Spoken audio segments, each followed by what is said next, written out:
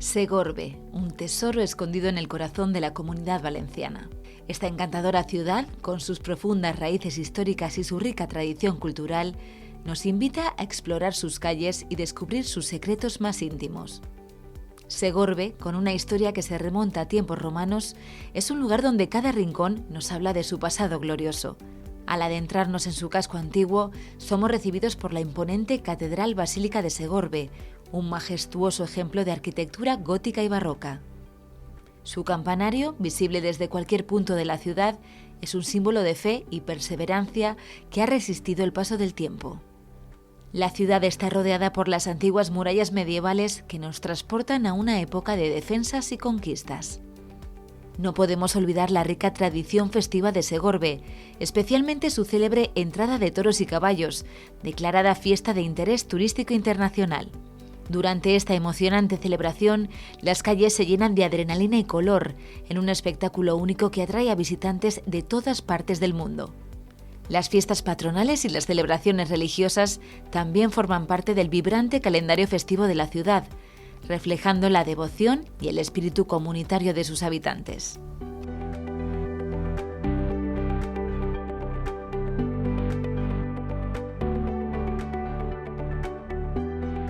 La importancia histórica de los campanarios es mucha, porque es casi un signo de identidad, ¿no? Desde la conquista cristiana de todo lo que era el Reino de Valencia, pues es un síntoma también de la propia cristianización del territorio, pero también un sistema de vida, ¿no? Son elementos que son visibles en todas las áreas urbanas y en todos los valles. Son elementos reconocibles que marcan el día a día, marcan la realidad de los pueblos, de las gentes, y son elementos también informativos de nacimientos, de defunciones, de desgracias, de acontecimientos, en fin, son un poco el Internet, ¿no? de aquellas épocas. Ya desde la propia época medieval surgen un montón de campanarios, ¿no? Bajo unos parámetros muy parecidos al que tenemos aquí en Segorbe, ¿no? De sillería de planta cuadrada o de planta octogonal, como el Miguelete propio de Valencia o el de Alpuente, ¿no? Por influencia del gótico mediterráneo más septentrional, ¿no? Pero sobre todo después se empiezan a generalizar a partir del Renacimiento y más bien en el barroco, ¿no? En el cual aparece la figura del campanario policromado, ¿no? Al exterior, o sea, son elementos constructivos y arquitectónicos muy difundidos y que cada vez más adquieren importancia, no solo en la vida de las iglesias o de los templos, sino en la vida de los pueblos y de sus comarcas, ¿no? Porque ese color que actualmente han perdido muchos, ¿no? O no se ha considerado de la misma manera, los hacía muy reconocibles en el territorio. Tenemos casos como el de Villahermosa del Río, ¿no? Que se recuperó por la diócesis hace unos años. Todo depende un poco de la ubicación y de la importancia de la población. En el caso de Segorbe, la importancia del campanario es que está sobre la muralla del siglo XIII, aunque se empezó a construir más tardíamente, ¿no? En el siglo XIV hasta mediados del siglo XV, por Bartolomé Brihuega y Martí, son dos maestros de obras que instalan el reloj, pero sobre todo la importancia que tiene es una importancia de vigilancia del territorio, ¿no? El propio campanario tiene esas huellas, ¿no? De haber recibido incluso disparos, porque está justo en la entrada de la población, junto al portal de los Frutos, entre el Palacio Episcopal y la Catedral, y junto al Camino Real, que iba de Valencia a Aragón, con lo cual también de ahí esa inclinación que tiene, ese viaje ochavado de su planta, ¿no? ¿Por qué? Porque está enfocado a la vigilancia también del camino, aparte de la función, ¿no? Como campanario también tenía una función absolutamente defensiva, de tener un papel importantísimo en la vida de las personas, ¿no? De las poblaciones, desde prácticamente el siglo XX, principios del siglo XX, han adquirido sobre todo funciones de alojamiento de los relojes, ¿no? De los relojes de las poblaciones. En el caso de Segorbe, a partir de 1921, el campanario pasó a alojar el reloj municipal. De ahí la razón de que ahora tenga una puerta abierta a la calle, ¿no? Para poder mantener el reloj sin tener que digamos que molestar en la liturgia o actividades propias del edificio religioso, ¿no? Pero sobre todo eso, sobre todo que de tener una función más de referencia de los momentos de la vida, como si fuera un libro de horas o una liturgia de las horas, a tener una referencia sonora, sobre todo para marcar los tiempos y marcar los horarios de la población. Este campanario es, como se puede ver, es de una fábrica muy sólida, de sillería, pero tiene muchas épocas, ¿no? Es un poco una unidad homogénea en sus materiales, ¿no? Como os he comentado, es piedra de cantería, ¿no? Desde un primer momento encontramos a canteros muy importantes en todas las fases de construcción, pero podemos ver que la fábrica medieval ahora está un poco oculta, ¿no? Que son los dos primeros tramos, y lo que era el remate del cuerpo de campanas ahora está oculto, ¿no? Están las ojivas de las ventanas ocultas. También la puerta original era mucho más alto que ahora, porque ahora está embebido por las casas. La puerta original no se puede ver porque habría que descender con una especie de cuerdas, porque está detrás del coro en una especie de foso. Era una puerta pequeña que estaba encarada a lo que era el cementerio, que ocupaba la parte exterior de las murallas. Luego, en el siglo XVI, a mediados del siglo XVI, en tiempos del obispo Muñoz de Vaquerizo, se le ejecutó una pirámide o una aguja, podríamos llamar, a la gótica en su terraza. Esa aguja más tarde sería sustituida por un nuevo cuerpo de campanas. Al crecer la población se necesitaba más altura, y en el siglo XVII los arquitectos que estaban renovando la catedral barroca de Segorbe, Pérez Castiel, Francisco La Sierra y otros autores y otros arquitectos, elevan un último cuerpo, un nuevo cuerpo de campanas en la parte superior de la torre, que es el que podemos ver actualmente. Y ya en el siglo XVIII, a finales, el obispo Alonso Cano empieza la renovación de la catedral neoclásica con la confección de un templete para la campana del reloj que está actualmente en la terraza, que es la que ya empezará a marcar absolutamente las horas de la población. El proyecto más reciente tendrá unos 20 años, del arquitecto Enrique Martín, que se ejecutó un poco antes de la exposición La luz de las imágenes de Segorbe, que fue en el año 2001, y consistió en la conservación y en la actuación y regeneración de superficies, de estructuras, limpieza de toda la fábrica del campanario medieval, renacentista y barroco, ¿no?, de la catedral, y neoclásico. Tenemos muchísima documentación desde antiguo, en el cual se nos habla que en todas las festividades se engalanaba, desde allí se tiraban, ¿no?, artefactos explosivos y decorativos, flores en el corpus, en la festividad de San Pedro.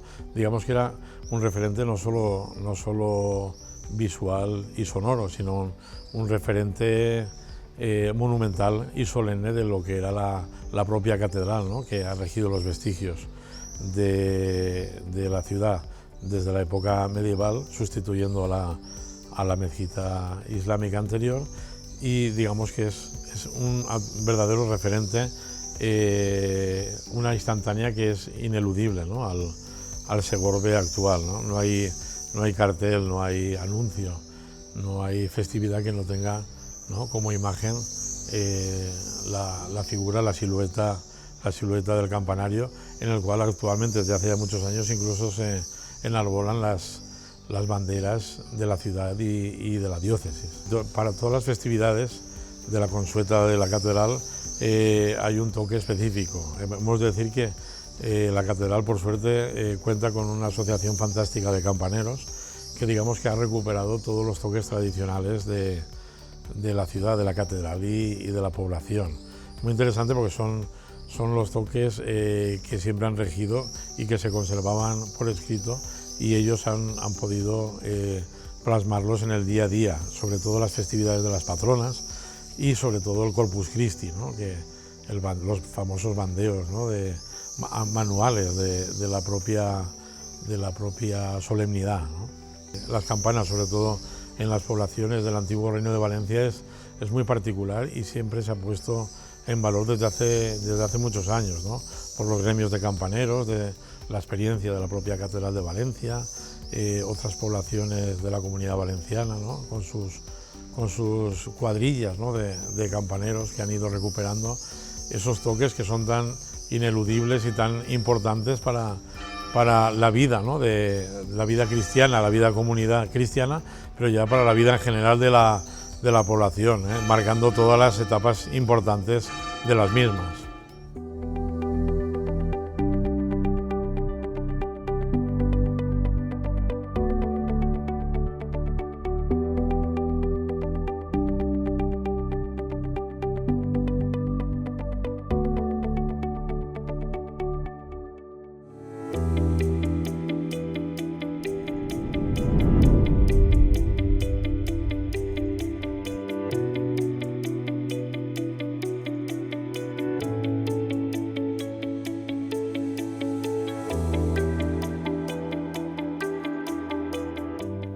Xàtiva, una joya histórica situada en el corazón de la provincia de Valencia. Conocida por su rico patrimonio cultural y su estratégica ubicación, Xàtiva es una ciudad que ha sido testigo de la historia de España a lo largo de los siglos. Con sus orígenes que se remontan a la época ibérica y romana, Xàtiva ha sido una ciudad importante durante la dominación musulmana y, posteriormente, un baluarte del Reino de Valencia. Este pasado diverso y vibrante se refleja en cada rincón de la ciudad. Uno de los emblemas más destacados de Xàtiva es su impresionante castillo, que corona la ciudad desde lo alto de una colina. El castillo de Xàtiva, en realidad compuesto por dos castillos conectados, ofrece unas vistas espectaculares del valle y de la ciudad. Este imponente complejo fortificado ha sido testigo de numerosos acontecimientos históricos y es un símbolo de la resistencia y la fortaleza de Xàtiva. El casco antiguo de Xàtiva es un verdadero tesoro.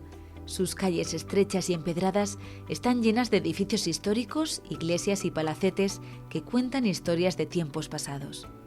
La colegiata Basílica de Santa María, conocida como la SEO, es uno de los edificios más notables. Este magnífico templo renacentista es un testimonio de la profunda fe y devoción de sus habitantes. Xàtiva es también el lugar de nacimiento de los papas Borja, Calixto III y Alejandro VI, figuras históricas de gran influencia durante el Renacimiento. La ciudad recuerda con orgullo a estos ilustres personajes y su legado es parte fundamental de la identidad de Xàtiva.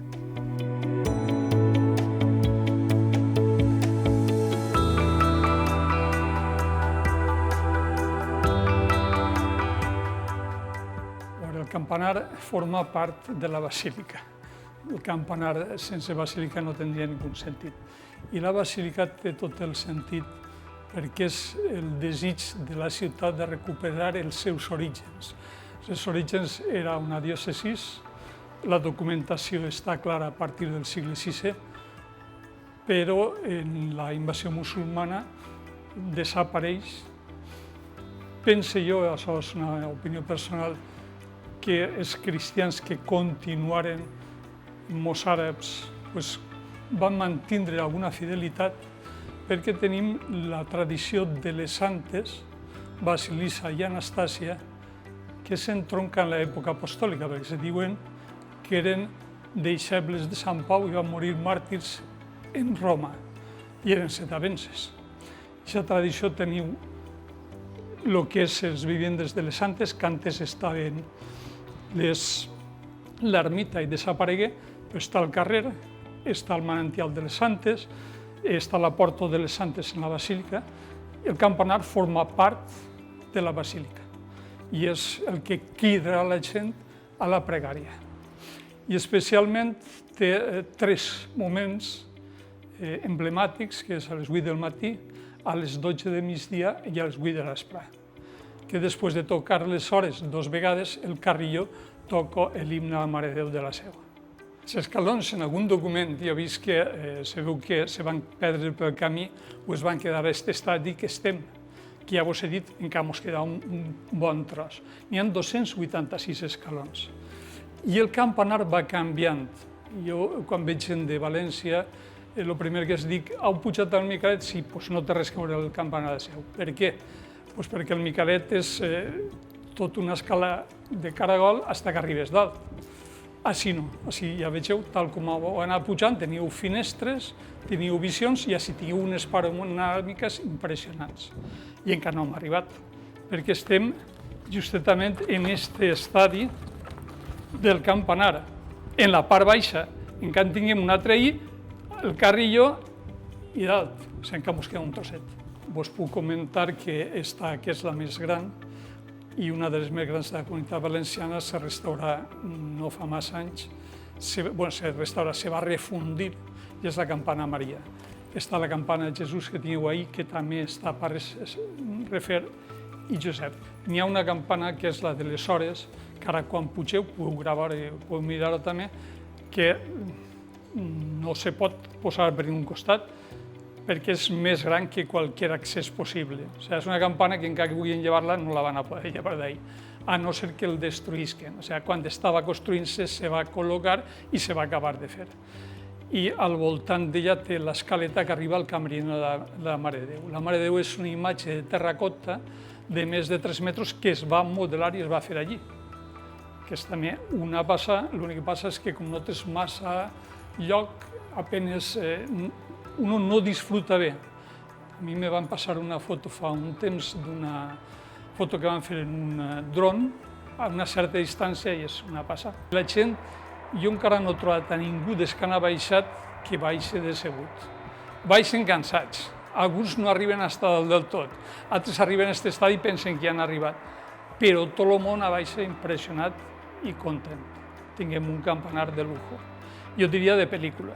Les campanes estan electrificades, són de les primeres de la Comunitat Valenciana que es van electrificar i els tocs estan tots automatitzats, de difunts, de festa, de missa major, tot això està tot electrificat. El revolteig a les campanes, especialment la Maria, sonen tota, jo diria que arriba a tota la comarca, depèn de com vaig a l'aire, arriba. Te puc dir que una de les persones que ha vingut moltíssimes vegades, sempre porta gent, és Pepe Jimeno Botifarra, cada 2 per 3 ven gent i són tots sempre contentíssims.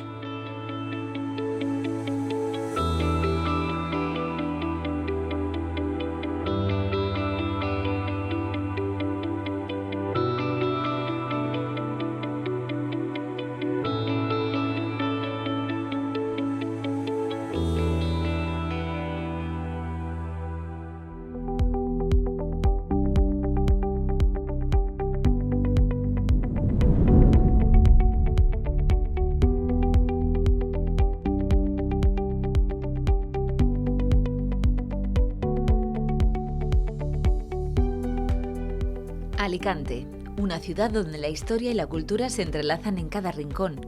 Situada en la costa mediterránea de España, Alicante es un lugar que seduce con su impresionante patrimonio y su vibrante vida cultural.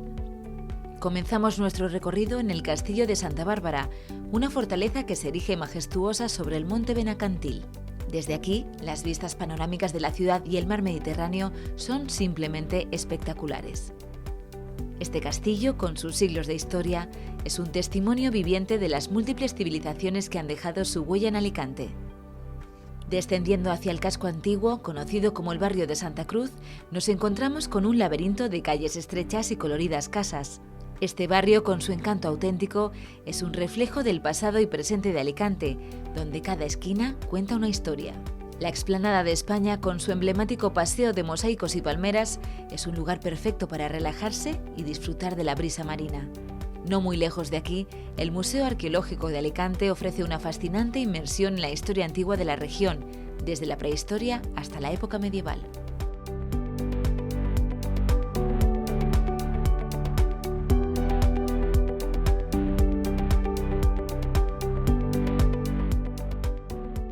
La importancia de los campanarios en la Comunidad Valenciana es la referencia en la población, ¿no? Es decir, el pueblo, cuando no tenía otros medios de aviso o de comunicación, las campanas servían para informar al pueblo de lo que acontecía, ¿no? Bueno, tras la conquista de Jaime I, cuando los musulmanes salen de la comunidad, entonces, bueno, pues empiezan a convertir todas las iglesias, ¿no? Utilizando muchos minaretes o construyendo campanarios para esa finalidad. El campanario de la Basílica de Santa María es gótico de esa época.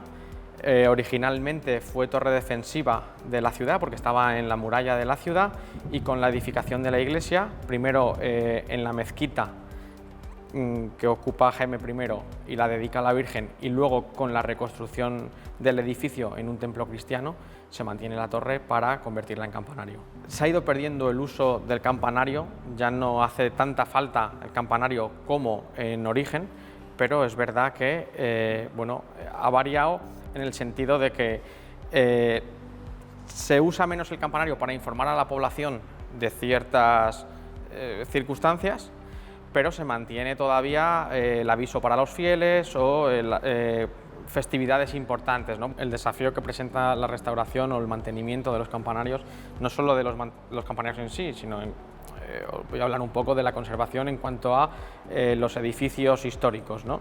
Evidentemente con los campanarios. El desafío, básicamente, aparte de físicamente la problemática a nivel de patologías o deterioros que pueda sufrir, bien por la falta de mantenimiento o por la falta de recursos, normalmente la falta de recursos es un motivo de peso para poder actuar preventivamente o restaurando este tipo de edificaciones. Al final hay que poner medidas preventivas para evitar que las condiciones naturales del entorno en el que se encuentra el edificio, en este caso el campanario, pues pueda prevenirse de que el deterioro vaya a más. Bueno, nosotros desde el despacho de arquitectura de Ingardi hemos trabajado en Orihuela a nivel de prevención en el campanario de San Agustín, que tiene un estado avanzado de deterioro, y a nivel de restauración estamos trabajando ahora en el monasterio de la Santa Faz. Bueno, al final la esbeltez de estas edificaciones invitan a acercar al feligrés a Dios, ¿no? Apuntan hacia arriba en función de la tipología de campanario. Tenemos campanarios con agujas o campanarios que no tienen esa esbeltez, que proporcionan esas agujas góticas, si son de otro estilo arquitectónico, pero siempre intentando acercar a Dios a la feligresía, ¿no? A través de esa edificación alta. Bueno, los que tenemos la suerte de vivir en un casco histórico o cerca de una iglesia con cierta entidad, evidentemente tiene una repercusión, ¿no? Desde mi punto de vista, una repercusión positiva. Nos acerca a los que somos cristianos y somos practicantes, pues nos acerca un poco más, ¿no? A la iglesia, sobre todo esos días que vas estresado, que no estás en el trabajo, que no puedes escaparte para ir a misa o para pasarte por la parroquia. Bueno, el trabajo del campanero a día de hoy creo que en muy pocos sitios se mantiene, no sé si en algún sitio no sé, creo que es en Albaida, que se mantiene esa tradición, ¿no? De que hay campaneros que todavía hacen sonar el instrumento, pero de forma generalizada es un oficio que está totalmente desaparecido. Se iba heredando de padres a hijos, pero evidentemente la tecnología ha hecho mucha mella en este oficio y ahora está todo digitalizado, hasta el punto de que hay empresas de gestión y de mantenimiento para la puesta a punto de estos instrumentos. Se emplean distintos tipos de materiales para poder confeccionarlas, ¿no? Fundamentalmente lo que se hace vibrar con el golpe del badajo en la campana o con el martillo es a base de fundición de bronce, y para poder emplazarlas en los campanarios se usan los yugos de madera para poder soportar esa fundición, ¿no? esa campana fundida de bronce. Aquí en la Basílica de Santa María no tenemos matraca en el campanario, solo tenemos campanas, pero en la torre simétrica del campanario, en la fachada principal, está el reloj, que también tiene una campana solo para hacer tocar las horas, y aquí abajo en el templo tenemos un carrillón de campanas, que es una rueda de madera con campanitas, evidentemente de un tamaño muy inferior a los que puede haber en un campanario, que se hace sonar también en festividades importantes dentro de la liturgia. El carrillón, el que tenemos aquí en la Basílica Santa María, es una rueda de madera soportada a una altura de unos 3 metros sobre unas ménsulas metálicas o de fundición, que se hace girar sobre un eje. Entonces, toda la rueda lleva distribuidas en todo el perímetro unas campanas de un tamaño reducido que suenan conforme va girando la rueda, van sonando clan, clan, clan, clan, clan, clan, van haciendo un ruido continuo, empleándose para un momento de la liturgia concreto. Bueno, yo creo que tienen un campanario y todo lo que representa y todas las funciones que tiene y que ha tenido a lo largo de la historia un campanario tienen una importancia cultural muy arraigada en nuestra sociedad, ¿no? A pesar de que haya evolucionado y se hayan ido perdiendo distintas funciones que el campanario tenía en su origen, a día de hoy se sigue investigando todos los toques de campana que había y qué finalidad tenía cada uno de ellos. Llevamos 1 año y medio trabajando en posicionar culturalmente en dar a conocer culturalmente el edificio, lo cual sirve como sustento para el mantenimiento del mismo, ¿no? Entonces, el campanario juega un papel importante porque al final el turista es curioso, el turista quiere conocer y quiere conocer sobre todo aquellas estancias o aquellos recovecos de edificios en los que no se puede entrar normalmente cuando vienes a una Eucaristía o cuando vienes a otro tipo de acto, ¿no?, religioso.